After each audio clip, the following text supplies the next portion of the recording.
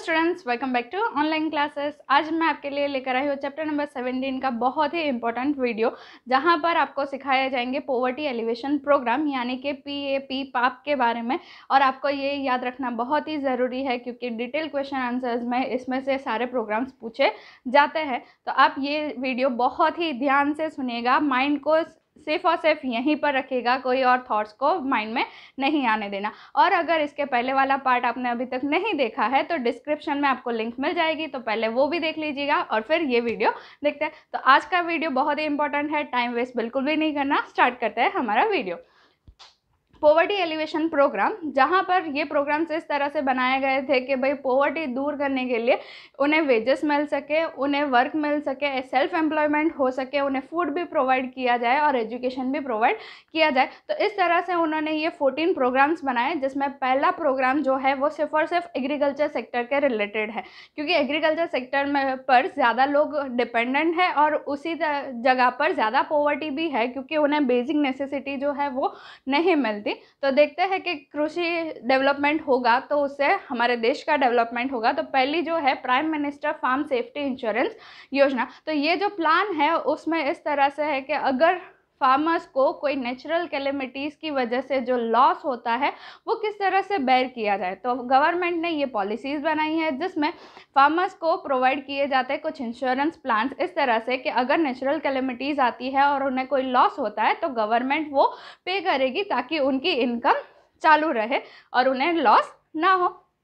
Second one है प्रधानमंत्री कृषि सिंचाई योजना। तो सिंचाई वर्ड आपको लोगों को पता होगा कि भाई वो इरिगेशन को बोला जाता है। तो इसमें इरिगेशन फैसिलिटीज़ प्रोवाइड की जाएगी फार्मर्स को। ज़्यादातर हमारे 60% एम्प्लॉयमेंट जो है वो एग्रीकल्चर से मिलता है और लोग ज़्यादा उस पर डिपेंड रहते हैं। अब हमारा एग्रीकल्चर डिपेंड रहता है रेनफॉल पर, तो हर साल ऐसे प्रॉपर रेनफॉल हो ऐसा तो हो नहीं सकता। तो क्या करेंगे, फार्मर्स जो है वो डिपेंड रहते हैं इरिगेशन पर, तो इरिगेशन फैसिलिटीज़ उन्हें ज़्यादा से ज़्यादा अच्छी प्रोवाइड की जा सके, इस तरह का ये प्रोग्राम बनाया। अब इस इरिगेशन फैसिलिटीज़ जो है वो प्रोवाइड करने के लिए जो डैम्स बनाने पड़ेंगे, जो कंस्ट्रक्शन का वर्क रहेगा उसमें भी उसी विलेज के लोगों को एम्प्लॉयमेंट दिया जाता है ताकि उन्हें एम्प्लॉयमेंट मिले और सामने वेजेस भी मिले और साथ ही साथ वो इरिगेशन फैसिलिटीज़ को एंजॉय भी कर सके। तो ये था ये प्रोग्राम। अब आगे देखते हैं नेशनल ड्रिंकिंग वाटर प्लान। तो इसमें इस तरह का है कि भाई नेशनल ड्रिंकिंग प्रोग्राम, जहाँ पर ड्रिंकिंग वाटर हर एक विलेज में प्रोवाइड करवाना। हमें पता है कि भाई हर जगह पर पानी अच्छा नहीं मिलता, पीने लायक पानी नहीं होता, तो गवर्नमेंट ने ये पॉलिसी बनाई कि जहाँ तक अच्छा पीने लायक पानी नहीं पहुँचाया जा सकता तो वहाँ पर डैम्स बनाना, पॉन्ड्स बनाना, वेल बनाना, ताकि वहाँ विलेज के लोगों को पीने के लिए अच्छा पानी मिले और कंस्ट्रक्शन के लिए विलेज के ही लोगों को एम्प्लॉय किया जाए और उन्हें वर्क भी मिले और साथ ही साथ पीने का अच्छा पानी भी मिले। इनाम स्कीम में इस तरह से है कि भाई फार्मर्स जो है विलेज के फार्मर्स, उन्हें ज़्यादा से ज़्यादा इसका बेनिफिट मिल सके कि भाई जो मीडिएटर रहते हैं वो क्या करते हैं कि फार्मर्स का एक्सप्लॉयटेशन करते हैं, उन्हें कम रेट पर उनसे चीज़ें खरीदते हैं और मार्केट में ज़्यादा रेट पर वो सेल करते हैं ताकि उसका फ़ायदा जो है वो मीडिएटर को रहता है। तो गवर्नमेंट ने ऐसी पॉलिसी बनाई जहाँ पर वो ऑनलाइन रजिस्ट्रेशन कर सकते हैं और उन्हें वहीं से ऑनलाइन ही सारी प्राइस लिस्ट मिल जाती है कि उनकी जो क्रॉप्स है वो कितने रेट में सेल करने चाहिए जिससे उन्हें फ़ायदा हो। तो ये हो गई सारी एग्रीकल्चर सेक्टर के रिलेटेड प्रोग्राम्स जिसमें पॉवर्टी दूर हो सके। फिर नेक्स्ट है फ्रॉम ग्रामोदय टू भारत उदय। तो यहाँ पर गवर्नमेंट इस तरह से मानती है कि जैसे जैसे विलेज का उदय होगा यानी विलेज डेवलप्ड होगा तो वैसे ही हमारा पूरा नेशन जो है वो डेवलप हो सकेगा। इसीलिए उन्होंने क्या किया, जो फार्मर्स है विलेज के फार्मर्स, उनका डेवलपमेंट ज़्यादा अच्छी तरह से हो वैसी स्कीम बनाई और ऐसे प्रोग्राम्स बनाए जहाँ पर जो पुअर फार्मर्स है वो ओल्ड टेक्नोलॉजी यूज़ करें, उनके पास उतनी इनकम नहीं है, वो इन्वेस्ट नहीं कर पा रहे कैपिटल ना होने की वजह से, तो उन्हें छोटे छोटे ट्रैक्टर देना और लोन प्रोवाइड करना ताकि वो अपने जो स्टैंडर्ड ऑफ लिविंग है वो इंक्रीज़ कर सके, न्यू टेक्नोलॉजी अडॉप्ट कर सके और उससे उनका प्रोडक्शन इंक्रीज हो सके और अल्टीमेटली ग्राम जो है यानी कि विलेज, उसका डेवलपमेंट होगा तो नेशन का डेवलपमेंट होगा। तो ये पॉलिसी में ये चीज़ें थी। थर्ड वन है दीनदयाल उपाध्याय याद है ग्राम ज्योति योजना। तो ये ज्योति में से आपको पता चलेगा कि भाई वो किसी इलेक्ट्रिसिटी के बारे में बात करें तो जी हाँ, इसी तरह का ये प्रोग्राम है। इसमें है कि 24/7 हर एक गांव में जो इलेक्ट्रिसिटी है वो प्रोवाइड करना। 18,000 विलेजेस ऐसे हैं कि जहां पर गवर्नमेंट ने इलेक्ट्रिसिटी प्रोवाइड की है। कम भाव में ये फार्मर्स को इलेक्ट्रिसिटी देते हैं ताकि वो घर पर भी इलेक्ट्रिसिटी का यूज़ कर सके और उसी इलेक्ट्रिसिटी से फार्मिंग में भी उन्हें हेल्प मिल सकती है। अगर इलेक्ट्रिसिटी वहाँ तक पहुँचाई नहीं जाती तो गवर्नमेंट ऐसी भी फैसिलिटीज़ देती है कि वो सोलर पैनल जो है उसका यूज़ करे, सोलर एनर्जी का यूज़ करके वो इलेक्ट्रिसिटी ले सके। और उसमें भी सब्सिडी दी जाती है कि भाई उन्हें कम रेट पर इलेक्ट्रिसिटी प्रोवाइड की जाए। तो ये था हमारा दीनदयाल ग्राम ज्योति योजना।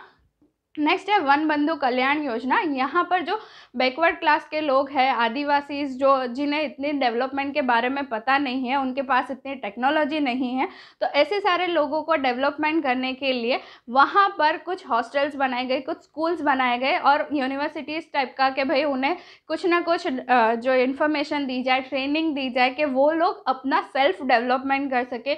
वहाँ पर फार्मिंग की ट्रेनिंग दी जाती है कि उस एरिया में जिस तरह के क्रॉप्स ग्रो किए जाते हैं तो उन्हें उनके बारे में सारी इन्फॉर्मेशन दी जाती है ताकि वो उसी क्रॉप्स को ग्रो करके फिर अपने लिए कुछ इनकम ले सके। तो इस तरह से वन कल्याण जो किया गया, वन बंधु कल्याण योजना। फिर है इनकरेजमेंट टू ऑर्गेनिक फार्मिंग, और ऑर्गेनिक फार्मिंग को ज़्यादा से ज़्यादा इनकरेज किया गया। ऑर्गेनिक फार्मिंग में क्या रहता है कि भाई फर्टिलाइज़र का यूज़ कम होता है और वो काउ डंग का यूज़ करके वो फर्टिलाइज कर सकते हैं।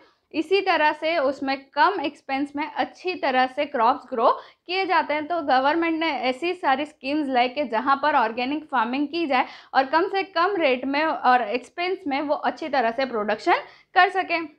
नेक्स्ट है chief minister village road scheme. इसमें है कि भाई जो विलेज है उसके रोड को सिटीज़ के रोड से कनेक्ट करना ताकि ट्रांसपोर्टेशन इजी हो जाए, विलेज की सारी चीज़ें जो है वो सिटीज़ में अवेलेबल हो, और विलेज के बीच में पब्लिक टॉयलेट्स भी बनाना। तो ये सारा कंस्ट्रक्शन का वर्क जो रहता है वो उसी विलेज के लोगों को दिया जाता है जिनके पास वर्क नहीं होता। तो कंस्ट्रक्शन वर्क मिलने से उन्हें काम भी मिलता है और साथ ही साथ वेजेस भी मिलते हैं, और रोड्स तो बन ही रहे, वो एक्स्ट्रा बेनिफिट्स है। तो ये थे पॉवर्टी दूर करने के लिए ये 6। आगे बढ़ते हैं 7th मोस्ट इम्पॉर्टेंट प्लान, माँ अन्नपूर्णा योजना। यहाँ पर अन्नपूर्णा यानी कि जो कभी भी हमारे यहाँ पर फूड ना घुटने दे, वो गॉडेसेस, फूड की गॉडेसेस, उन्हें अन्नपूर्णा कहा जाता है। तो माँ अन्नपूर्णा योजना जो है उसमें इस तरह का है कि भाई कोई भी पुअर जो बिना खाए ना सोए, ऐसी स्कीम के अंदर ये बनाया गया है माँ अन्नपूर्णा प्लान, जहाँ पर बिलो पॉवर्टी लाइन के जो लोग हैं, जो बिलो पॉवर्टी लाइन रहते हैं, उन लोगों को 35 kg फूड ग्रेन दिया जाता है पर मंथ, और जो मिडिल क्लास पुअर है उन्हें 5 kg पर मंथ दिया जाता है। जहाँ पर वीट जो है वो 2 रुपीज़ पर केजी मिलता है और राइस जो है वो 3 रुपीज़ पर केजी मिलता है। आपने कहीं ना कहीं ऐसे जो है क्रॉस रोड पर देखा होगा, माँ अन्नपूर्णा योजना की वैन खड़ी होती है जो 10 रुपीज़ में फूड प्रोवाइड करती है जो पुअर लोग होते हैं उनके लिए। तो ये उसी योजना का है एग्जाम्पल कि भाई उन्हें फूड प्रोवाइड किया जाता है ताकि उनके स्टैंडर्ड ऑफ लिविंग को इंक्रीज किया जा सके। फिर है सांसद आदर्श ग्राम योजना। यहाँ पर क्या है कि भाई जो नेता लोग अपने यहाँ जिस विलेज से बिलोंग करते हैं उस विलेज को वो अडॉप्ट करते हैं, उसके साथ 2-3 और विलेजेस, तो उनकी रिस्पॉन्सिबिलिटी रहती है कि वो विलेज जो उन्होंने डेवलप किए हैं उसमें इलेक्ट्रिसिटी प्रोवाइड करना, एजुकेशन प्रोवाइड करना और एम्प्लॉयमेंट प्रोवाइड करना। तो वो लोग गारंटी देते हैं कि भाई यहाँ पर इलेक्ट्रिसिटी, एजुकेशन दिया जाएगा ताकि उस गाँव का डेवलपमेंट हो सके। तो ऐसे सारे नेता अगर 2-3 विलेज का डेवलपमेंट करेंगे तो अल्टीमेटली पूरे नेशन का डेवलपमेंट हो सकेगा। फिर है Mahatma Gandhi national rural employment guarantee act, MNREGA, सबसे इम्पोर्टेंट वाला ये प्लान। इसमें है गवर्नमेंट ने बनाया ये प्लान कि जहाँ पर जो अनएम्प्लॉयड लोग हैं, जिस विलेज में ये प्रोग्राम बनाया जाता है वहाँ पर 100 डेज़ का वेजेस दिया जाता है, यानी कि एक फैमिली के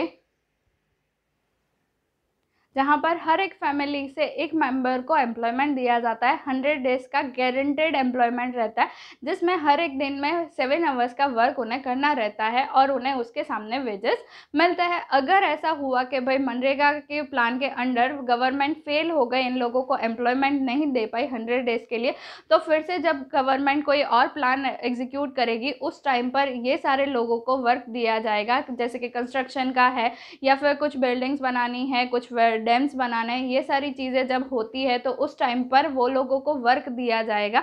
रोड के आजू बाजू जो ट्रीज़ लगाने होते हैं, ऐसा भी वर्क देकर वो सामने वेजेस देते हैं। तो ये हो गया कि भाई उन्हें गारंटेड कुछ ना कुछ तो एम्प्लॉयमेंट मिलेगा ही और साथ ही साथ पैसे भी मिलेंगे। फिर नेक्स्ट है मिशन मंगलम। तो यहाँ पर होता है कि भाई जो लेडीज़ हैं उन लोगों को सेल्फ डेवलपमेंट के लिए कुछ ट्रेनिंग्स दी जाती है। जो स्मॉल स्केल इंडस्ट्रीज़ होती है, जैसे कि घर से ही कुछ वर्क करना, खाखरा पापड़ अचार बनाना, ये सारे जो वर्क है उसकी ट्रेनिंग दी जाती है, और ताकि ये सारे वर्क करके वो खुद का डेवलपमेंट कर सके और उनके लिए कुछ फिक्स इनकम ले सके, तो अर्न कर सके। इस तरह का ये प्रोग्राम है। फिर है दत्तोपंत ठेगड़ी विजय योजना। यहाँ पर जो विलेज में स्मॉल आर्टिशियंस होते हैं और हैंडक्राफ्ट वर्क करने वाले लोग होते हैं, तो वो अपना ट्रेडिशनल आर्ट कंटिन्यू कर सके, इसीलिए बैंक से उन्हें कुछ ना कुछ फाइनेंशियल हेल्प दी जाती है ताकि वो लोग अपना वर्क कंटिन्यू कर सके। फिर नेक्स्ट है ज्योति ग्रामोद्योग विकास योजना। यहाँ पर है स्टार्टअप इंडिया टाइप का कॉन्सेप्ट कि भाई जो लोग अभी खुद का नया कुछ बिजनेस स्टार्ट करना चाहते हैं तो उन्हें फ्री में इलेक्ट्रिसिटी प्रोवाइड की जाती है, लैंड भी प्रोवाइड किया जाता है, उनके रेंट बाद में लिए जाते हैं, और वहाँ पर वो अगर कोई नया बिजनेस स्टार्ट करते हैं तो उससे क्या होता है कि अपॉर्चुनिटी क्रिएट होती है एम्प्लॉयमेंट के लिए, इसीलिए उन्हें ज़्यादा से ज़्यादा प्रोत्साहन दिया जाता है। फिर है वाजपेयी बैंकेबल योजना।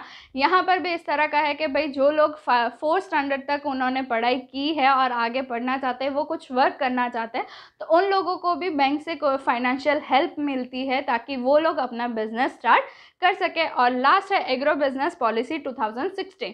यहाँ पर भी गवर्नमेंट ने एग्रीकल्चर सेक्टर के लिए डेवलपमेंट के लिए वर्क किया है कि भाई एग्रो प्रोसेस फूड जो है उसका प्रोडक्शन इंक्रीज करना, एक्सपोर्ट ज़्यादा से ज़्यादा हो सके, इसीलिए उस सेक्टर में ज़्यादा एम्प्लॉयमेंट क्रिएट हो, उस तरह का वर्क उन्होंने किया। तो ये 14 जो है प्रोग्राम्स और स्कीम्स जिससे पॉवर्टी दूर की जाती है। अब हमें पता है कि पॉवर्टी का मेन रीज़न क्या है भाई, अनएम्प्लॉयमेंट। अगर एम्प्लॉयमेंट होता तो उनके पास इनकम होती तो वो पुअर नहीं रहते, बट यहाँ पर जब अनएम्प्लॉयमेंट ज़्यादा है तो इसी की वजह से पॉवर्टी ज़्यादा इंक्रीज होती है। तो अनएम्प्लॉयमेंट का कॉन्सेप्ट देखते हैं। अनएम्प्लॉयमेंट यानी क्या, जो लोग 15 से 16 ईयर्स के हैं, उनकी ग्रेजुएशन कंप्लीट हो चुकी है, उन्होंने पढ़ाई की है, वो वर्क ढूंढ रहे हैं और मार्केट रेट पर वो वर्क करना भी चाहते हैं बट उन्हें वर्क नहीं मिल रहा, तो उन्हें बोला जाएगा अनएम्प्लॉयड। और ऐसी अनएम्प्लॉयड कंडीशन में जितने ग्रुप्स हैं उन ग्रुप को बोला जाएगा अनएम्प्लॉयमेंट। ठीक है, तो अब अनएम्प्लॉयमेंट में ये वर्ड आपको हमेशा याद रखना है कि भाई वो मार्केट रेट पर वर्क करना चाहते हैं, वो वर्क की सर्च में भी है बट उन्हें वर्क नहीं मिल रहा। पर अगर जो पर्सन वर्क करना ही नहीं चाहते, घर पे ऐसे ही बैठे हैं, उन्होंने कभी कोई वर्क फाइंड करने की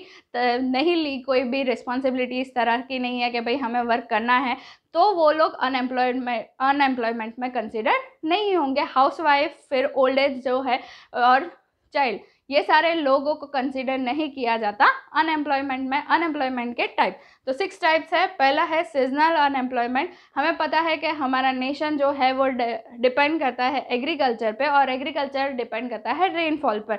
तो 2 से 3 मंथ्स ऐसे होते हैं कि जहाँ पर हमें इरिगेशन फैसिलिटीज़ भी अगर अवेलेबल नहीं है, तो उस टाइम पर ये फार्मर्स जो है वो अनएम्प्लॉयड हो जाएंगे, तो उन्हें बोला जाएगा सीजनल अनएम्प्लॉयमेंट। आप देख सकते हो कि भाई कोई भी फेस्टिवल आने वाला होता है तो उस टाइम पे अगर काइट फेस्टिवल आ रहा है तो हर जगह पर पतंग की दुकानें आप लोगों को देखने को मिलेगी, या फिर अगर होली आ रही है तो सारे कलर्स वाले लोग आ जाएंगे सेल करने के लिए। तो ये सारे लोग जो है वो सीज़न के हिसाब से वर्क करते रहते हैं, और ऐसी शॉप्स जो होती है वहाँ पर वर्क करने वाले लोग अगर उनके पास कोई काम नहीं है और 2-3 महीने तक वो अनएम्प्लॉयड है, तो उन्हें बोला जाएगा सीजनल अनएम्प्लॉयड। फिर है फ्रिक्शनल अनएम्प्लॉयमेंट, तो जहाँ पर न्यू टेक्नोलॉजी आने की वजह से और ओल्ड टेक्नोलॉजी यूज़ करने वालों के बीच में जो फ्रिक्शन होता है उसे बोला जाता है फ्रिक्शनल अनएम्प्लॉयमेंट। फिर है स्ट्रक्चरल अनएम्प्लॉयमेंट, तो हमारे फार्मर्स, विलेज के फार्मर्स अभी भी कुछ बैकवर्ड और ऑर्थोडॉक्स पॉलिसीज़ को अप्लाई करते हैं, जहाँ पर अब ट्रैक्टर की सुविधा होती है फिर भी वो लोग बुलॉक कार्ट से वर्क करवाते हैं। तो इस तरह का जो बैकवर्ड स्ट्रक्चर से यूज़ करते हैं और उन्हें अगर काम नहीं मिलता है तो ऐसे जो अनएम्प्लॉयड लोग हैं वो कंसिडर किए जाएंगे स्ट्रक्चरल अनएम्प्लॉयमेंट में। फिर नेक्स्ट है डिस्गाइज्ड अनएम्प्लॉयमेंट। यहाँ पर क्या है कि भाई कोई भी वर्क हो रहा है, प्रोडक्शन वर्क, वहाँ पर जितनी ज़रूरत है उससे ज़्यादा एम्प्लॉयमेंट अगर की जाती है तो बाकी के जो एक्स्ट्रा वर्कर्स है उन्हें हटाया जाए तो प्रोडक्शन में कोई फ़र्क नहीं पड़ता। तो जो एक्स्ट्रा वर्कर्स है वो गिने जाएंगे डिस्गाइज्ड अनएम्प्लॉयमेंट में। फॉर एग्जांपल कि 3 पर्सन्स जो है वो एक दिन में 100 बॉक्स पैक कर देते हैं, अगर एक बंदे को वहाँ से हटा दिया जाए तो भी 2 बंदे जो है एक दिन में 100 बॉक्स पैक कर सकते हैं। तो यानी कि जो थर्ड पर्सन था वो कैसा था? Disguised unemployed. देखते हैं नेक्स्ट इंडस्ट्रियल अनएम्प्लॉयमेंट। तो लॉन्ग टर्म और शॉर्ट टर्म के लिए जब इंडस्ट्री में कुछ चेंजेस आते हैं और फिर उस टाइम पर जो लोग अनएम्प्लॉयड रहते हैं उन्हें इंडस्ट्रियल अनएम्प्लॉयड कहा जाता है। जैसे कि पहले टाइपराइटर का ज़माना था तो टाइप राइटिंग करने वाले लोगों को अब कंप्यूटर इंट्रोड्यूस किया गया, तो उस टाइम पर उन्हें कंप्यूटर यूज़ करना नहीं आता तो उन्हें क्या करना पड़ेगा? कंप्यूटर की ट्रेनिंग लेनी पड़ेगी। अब 1-2 दिन में तो वो सीख नहीं जाएंगे, तो उन्हें 2 से 3 महीने लगेंगे। वो टाइम पर जब वो अनएम्प्लॉयड रहते हैं तो उन्हें बोला जाता है इंडस्ट्रियल अनएम्प्लॉयड। और लास्ट एंड फाइनल है एजुकेटेड अनएम्प्लॉयड, जहाँ पर उन्हें 12th पास किया हुआ है और ग्रेजुएशन भी कंप्लीट किया है बट उन्हें वर्क नहीं मिल रहा, तो वो पढ़े लिखे अनएम्प्लॉयड है। तो ये थे अनएम्प्लॉयमेंट के टाइप और हमारा most important topic poverty alleviation programme. तो आज के लिए बस इतना ही रखते हैं, जल्द ही मिलेंगे एक और नए वीडियो के साथ। Till then bye.